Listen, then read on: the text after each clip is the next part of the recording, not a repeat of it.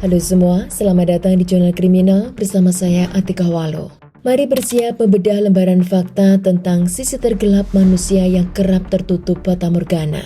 Disinilah ruang diskusi kita, tempat berkumpulnya para pecinta true crime dari berbagai penjuru dunia. Sebelum tabir misteri berikutnya kita buka, pastikan tombol subscribe dan like sudah Anda raba, lalu tinggalkan jejak pemikiran Anda di kolom komentar yang terbuka, serta bagikan video ini ke media sosial Anda sekarang juga. Mari kita selami kronologi kasus selengkapnya. Juni di tahun 2005 di Seoul, Korea Selatan.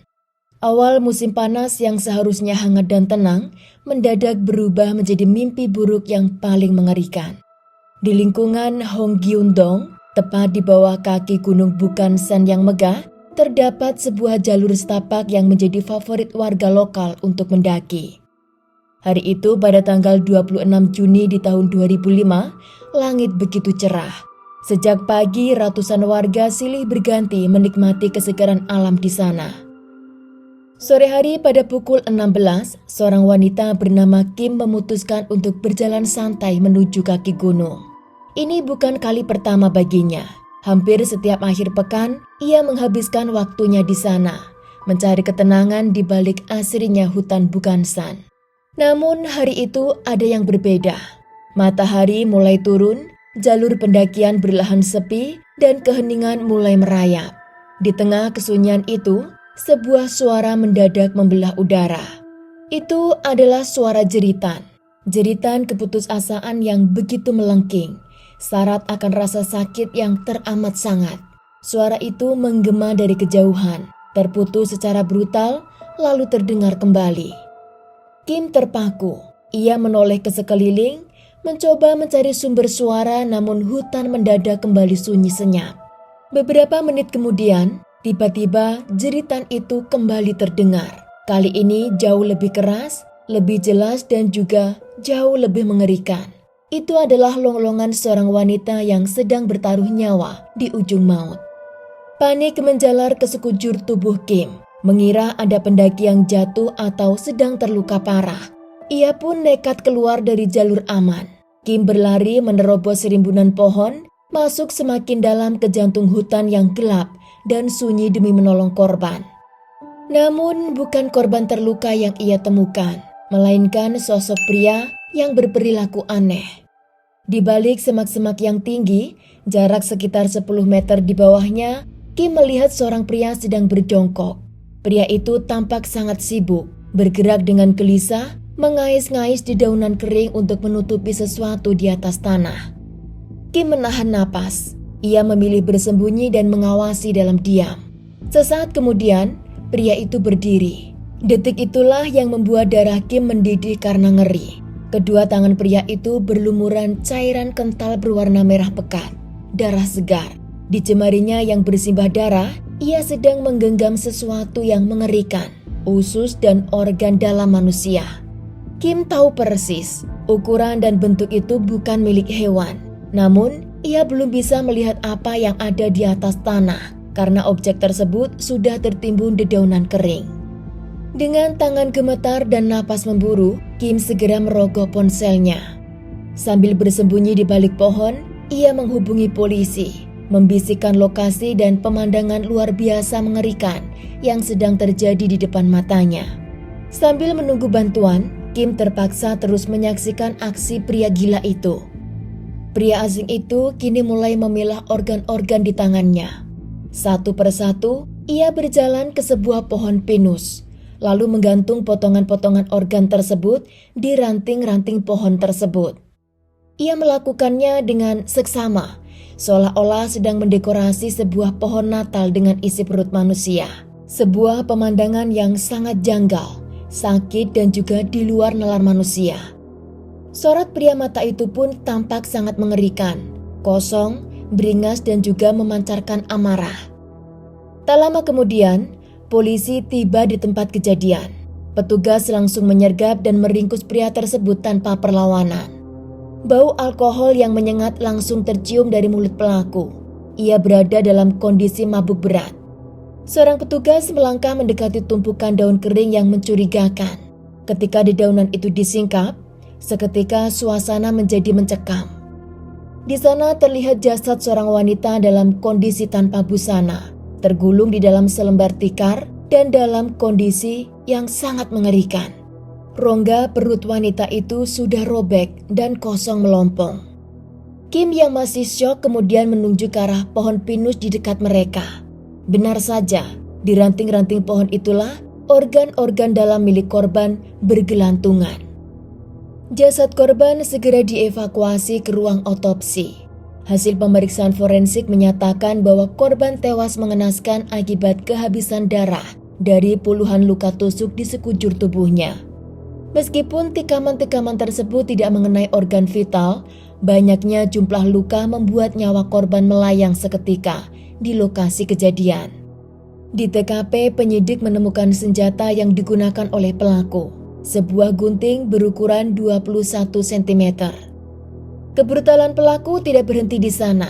Bagian puting payudara kiri korban juga dinyatakan hilang akibat gigitan paksa yang sangat keras.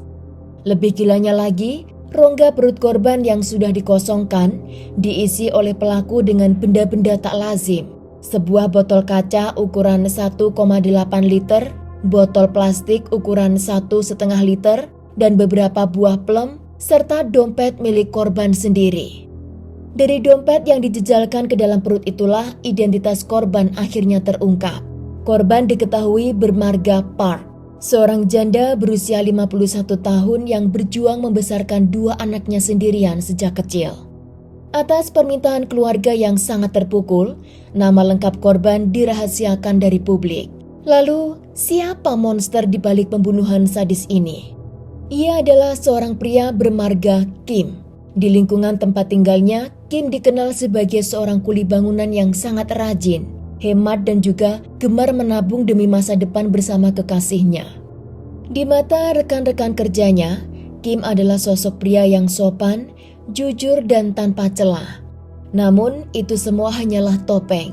Selama bertahun-tahun tinggal di sana, Kim hidup dengan identitas palsu demi menyembunyikan alter egonya yang berdarah dingin. Jauh sebelum tragedi di Bukansan, Kim adalah seorang predator kambuhan. Pada Desember di tahun 1983 di Suncheon, saat ia berusia 24 tahun dan bekerja sebagai petugas pelayanan publik di sebuah pangkalan militer, Kim pernah melakukan aksi pemerkosaan dan pembunuhan secara brutal terhadap seorang gadis berusia 17 tahun yang tinggal di kamar sebelah mesnya. Karena panik aksinya akan ketahuan, Kim mencekik gadis malang itu hingga tewas di tempat. Kala itu, Kim berhasil ditangkap dan dijatuhi hukuman penjara seumur hidup. Namun, entah bagaimana caranya ia bisa bebas, kembali berkeliaran di masyarakat, memakai topeng orang baik, hingga akhirnya dia kembali melepaskan hasrat membunuhnya yang paling liar dan sadis di bawah kaki Gunung Bukansan. Bagaimana bisa seorang predator yang telah dijatuhi hukuman seumur hidup pada tahun 1983 kembali berkeliaran dan membantai korban baru di tahun 2005? Jawabannya adalah ironi hukum dan keberuntungan yang keliru. Setelah mendekam 17 tahun di balik jeruji besi, nasib baik justru berpihak pada sang monster ini. Pada tahun 2000, Kim resmi dibebaskan. Ia menjadi salah satu narapidana yang beruntung mendapatkan amnesti khusus, sebuah pengampunan massal dari kepala negara yang diumumkan bertepatan pada Hari Raya Waisak. Tahun itu, gerbang penjara di seluruh negeri dibuka lebar. Sebanyak 1.200 narapidana dibebaskan secara massal tanpa memandang seberapa keji kejahatan yang telah mereka perbuat. Siapapun yang mengajukan permohonan dan mendapat persetujuan berhak menghirup udara bebas, dan Kim adalah salah satu dari mereka. Keputusan pemerintah ini memicu gelombang kontroversi dan protes keras. Para korban dan keluarga mereka berteriak menuntut keadilan, merasa dihianati karena para penjahat dilepaskan sebelum masa hukumannya usai. Namun sayangnya, jeritan mereka tersapu angin, tak pernah didengar oleh sang penguasa. Akibatnya kebebasan itu terbukti menjadi bencana. Baru setahun mengecap udara luar, insting predator Kim kembali bergejolak. Pada tahun 2001, ia mencoba memperkaos seorang wanita di pabrik tempat ia bekerja. Namun korban melawan dengan gigih. Murka karena penolakan, Kim menghajar wanita itu secara brutal hingga kondisinya kritis di ambang kematian. Atas kasus percobaan pemerkosaan ini, hukum lagi-lagi bersikap lunak. Kim hanya dijatuhi hukuman selama 2 tahun dan 6 bulan penjara. Di bulan Juni di tahun 2003, Kim kembali bebas. Sebuah pertanyaan besar mengemuka dan menyudutkan sistem peradilan saat itu. Mengapa pengadilan tidak mengurungnya seumur hidup seperti vonis di tahun 1983? Mengapa mereka terus melepaskan predator seganas ini kembali ke tengah masyarakat? Hanya berselang beberapa bulan setelah bebas, tepatnya pada bulan Agustus di tahun 2003, Kim memindahkan jejaknya ke wilayah Honggyundong, Seoul. Ia menyamar dengan sempurna sebagai buruh bangunan. Di sanalah ia bertemu dengan Nyonya Park, seorang janda berusia 51 tahun yang berjuang membesarkan 2 anaknya, yang satu masih SMA dan yang tertua sudah kuliah. Kepada Kim, Park bercerita betapa ia sangat mencintai dan bahagia hidup bersama dengan kedua anaknya itu. Hubungan mereka pun akhirnya semakin dekat. Di tengah kedekatan itu, Kim tiba-tiba melamar Park, namun Park menolak mentah-mentah. Nyonya Park menegaskan bahwa ia tak ingin menikah lagi karena anak-anaknya tidak akan pernah setuju dan ia juga tidak ingin dipusingkan dengan urusan rumah tangga baru. Meski demikian, mereka tetap menjalin hubungan asmara yang dirahasiakan rapat-rapat. Tak satu pun anak Park yang tahu tentang keberadaan Kim. Kim terus mendesak dan memburu komitmen. Ia bahkan mengubar janji manis akan menjadi sosok ayah yang baik dan bertanggung jawab bagi kedua anak Park. Namun, benteng pertahanan Park tak goyah sedikit pun. Park bahkan mulai merasa risih dengan ucapan dan janji manis Kim. Park juga tidak menyukai cara Kim berhubungan intim dengannya. Baginya, Kim terlalu agresif dan membuatnya sangat tidak nyaman.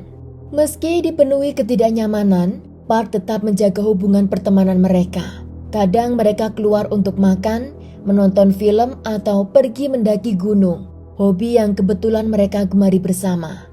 Ketika lamaran ketiganya kembali ditolak, ego Kim terluka. Pikiran buruk mulai meracuni otaknya. Ia curiga Park memiliki pria idaman lain di luar sana. Disinilah sebuah rencana matang disusun. Kim mengajak Park untuk mendaki dan berpiknik di Gunung Bukhansan. Pikirnya di tempat yang sunyi dan tenang itu, ia bisa meluluhkan hati Park, atau setidaknya memaksa wanita itu untuk jujur mengapa ia terus menolaknya. Minggu pagi pada tanggal 26 Juni di tahun 2005, mereka melangkah meninggalkan rumah. Rencananya mereka akan makan siang di puncak gunung lalu melakukan piknik sore harinya saat perjalanan turun. Sore itu di area yang mulai sepi, mereka menggelar tikar dan membuka sisa perbekalan. 1 botol bir, 1 botol soju, buah-buahan dan makanan ringan. Di tengah suasana yang tampak santai itu, Kim mendadak mencengkeram tangan Park. Ia kembali mengutarakan niatnya untuk menghabiskan sisa hidup bersama dan mengajak Park untuk menikah. Untuk kesekian kalinya, Park menolak. Kim yang mulai tersulut emosi menuntut penjelasan. Ia mendesak, apakah mungkin ada pria lain yang Park cintai? Menurut pengakuan Kim di hadapan penyidik, Park merespon dengan nada yang mengejek. Park konon berkata bahwa ia tak sudi menerima pria tanpa pekerjaan tetap dan tak sudi hidup dengan orang yang tak punya masa depan. Park bahkan menggertak, jika Kim terus mendesaknya, lebih baik hubungan mereka putus hari itu juga, tanpa komunikasi dan tanpa harapan lagi. Merasa harga dirinya diinjak-injak, Kim akhirnya gelap mata. Setan menguasai dirinya. Dia langsung menampar wajah Park dengan tamparan yang sangat keras. Itulah suara jeritan pertama yang didengar warga dari kejauhan. Park yang terkejut mencoba untuk membela diri. Dengan sisa tenaganya, ia mendorong tubuh Kim hingga terjatuh ke tanah. Namun, Kim sudah kerasukan amarah. Tangannya meraba-raba ke dalam tas kerja yang dibawanya, mengais sesuatu untuk membunuh, hingga jemarinya menggenggam sebuah gunting besi berukuran 21 cm. Tanpa ampun, Kim menghujani tubuh Park dengan tikaman gunting secara brutal. Park menjerit histeris, melengking memecah keheningan hutan berulang kali, hingga akhirnya tubuhnya ambruk ke tanah dan kehilangan kesadaran akibat kehabisan darah. Melihat wanita itu terkulai tak berdaya di atas tanah, kebiadaban Kim justru menjadi-jadi. Di tengah hutan yang sepi, ia memperkaos tubuh korban yang sekarat itu, menggunakan giginya dan menggigit punting payudara kiri korban dengan sangat keras hingga putus. Belum puas dengan kekejian itu, Kim merobek perut korban, mengoyak dan mengeluarkan seluruh isi perutnya, lalu menggantungkan organ-organ tersebut di pohon pinus. Sebagai gantinya, ke dalam rongga perut yang kosong itu, Kim menjejalinya dengan botol kaca ukuran 1,8 liter, botol plastik ukuran 1,5 liter, beberapa buah plam, serta dompet milik korban. Takut aksinya ketahuan, Kim menggulung jasad korban dengan tikar dan menimbunnya di bawah tumpukan dedaunan kering. Saat diinterogasi, Kim berdalih bahwa ia tidak sadar atas apa yang telah ia lakukan karena berada di bawah pengaruh alkohol berat setelah menegak habis bir dan soju tersebut. Di pengadilan, drama pembelaan pun dimulai. Pengacara Kim bersikeras bahwa kliennya mengalami blackout akibat konsumsi alkohol yang berlebihan, membuat aksinya terjadi secara spontan dan di luar kendali warasnya. Kim juga membela diri. Jika pembunuhan ini direncanakan, ia tidak akan mungkin memilih lokasi yang ramai dilewati pendaki. Ia bersumpah bahwa ia sangat mencintai Park, bahkan selalu menyisihkan gajinya untuk membantu finansial korban. Sementara gunting yang menjadi senjata maut diklaim selalu ada di dalam tas tersebut karena hari itu ia membawa tas kerjanya sehari-hari. Namun, jaksa penuntut umum langsung mematahkan alibi murahan tersebut dengan argumen yang sangat tajam. Jaksa menegaskan, orang yang mabuk berat tidak akan memiliki ketelitian untuk menggulung jasad korban rapi dengan tikar, menyembunyikannya di balik dedaunan kering, apalagi menjejalkan botol-botol dan barang pribadi ke dalam rongga perut korban. Terlebih lagi, aksi memotong organ dalam dan menjadikan dekorasi di pohon bukanlah tindakan spontan dari orang mabuk. Itu adalah sebuah metode sadis yang didorong oleh luapan kebencian yang mendalam, sebuah ritual dari seorang psikopat. Jaksa juga meragukan klaim Kim soal ejekan dari korban. Sangat tidak masuk akal jika Park tiba-tiba mengejek pekerjaan Kim, mengingat mereka sudah menjalin hubungan selama 2 tahun dan Kim juga kerap membantu finansial Park. Semua itu diduga hanyalah skenario karangan Kim untuk meringankan hukumannya. Namun kasus ini juga menyisakan sebuah celah besar dalam penyelidikan polisi. Penyidik melewatkan satu prosedur krusial. Jasad korban sama sekali tidak pernah diuji kadar alkoholnya untuk membuktikan apakah mereka benar-benar minum bersama hari itu. Polisi juga gagal mengungkap kapan persisnya Kim mengkonsumsi alkohol tersebut. Apakah sebelum pembunuhan atau justru sesudahnya? Mengingat rekam jejak Kim sebagai penjahat kambuhan yang sudah akrab dengan hukum, kemungkinan besarnya adalah Kim sengaja menegak seluruh alkohol tersebut setelah ia selesai membantai korban. Ia meminumnya dengan dingin, semata-mata untuk menciptakan alibi klasik di hadapan hukum. Di meja hijau, keadilan kembali dipertanyakan. Pengadilan akhirnya menyatakan Kim bersalah. Namun sebuah keputusan kontroversial kembali diketok oleh hakim. Kim tidak dijerat oleh pasal pembunuhan berencana, melainkan pembunuhan spontan yang terjadi akibat luapan emosi sesaat. Atas tindakan biadabnya, monster bukan sen ini dijatuhi hukuman penjara seumur hidup.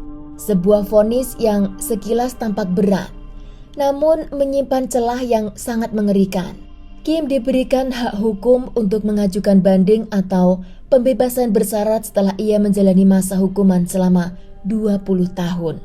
Dan kini, waktu yang dikhawatirkan itu telah tiba.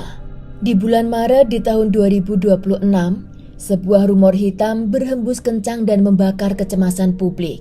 Kim dikabarkan telah bebas dan kembali menghidup udara luar. Namun ada satu kejanggalan besar yang membuat bulu kuduk merinding. Pemerintah secara ketat melarang media massa atau siapapun untuk mempublikasikan wajah terbaru Kim di hadapan publik. Akibat sensor ketat ini, media hanya mampu mengabarkan ulang kasus keji ini lewat untayan kata, tanpa sebuah foto wajah yang jelas dari sang pelaku. Jika wajah mendiang Park sengaja disembunyikan demi menghormati privasi dan rasa sakit mendalam kedua anaknya, itu sangat bisa dipahami. Namun, menyembunyikan wajah monster seperti Kim, ini adalah keputusan yang sangat tidak masuk akal, bahkan bisa sangat berbahaya. Publik berhak tahu, publik juga berhak waspada. Wajah Kim seharusnya dipampang di setiap sudut kota. Karena siapa yang bisa menjamin bahwa saat ini Kim tidak sedang berjalan di samping seseorang, membaur di tengah kerumunan dan mengincar mangsa baru. Sejarah telah membuktikan bahwa jeruji besi tidak akan pernah bisa menjinakkan seorang predator kambuhan. Bagi monster yang hasrat membunuhnya sudah mendarah daging seperti Kim, penjara hanyalah tempat peristirahatan sementara. Begitu ia melihat mangsa yang lemah dan kesempatan itu terbuka, insting liarnya akan kembali bangkit seketika. Kini monster itu diduga telah lepas. Tanpa sebuah wajah yang bisa dikenali, ia kembali memakai topeng orang baik miliknya. Berkeliaran di luar sana, siap menyergap siapa saja yang lengah di kegelapan. Itulah akhir dari pembahasan kasus kita hari ini. Jika Anda menyukai konten narasi kriminal seperti ini, dukungan berupa like, komentar, dan share dari Anda akan sangat berarti bagi perkembangan channel kami. Terima kasih banyak atas waktu Anda. Sampai jumpa di pengungkapan kasus berikutnya.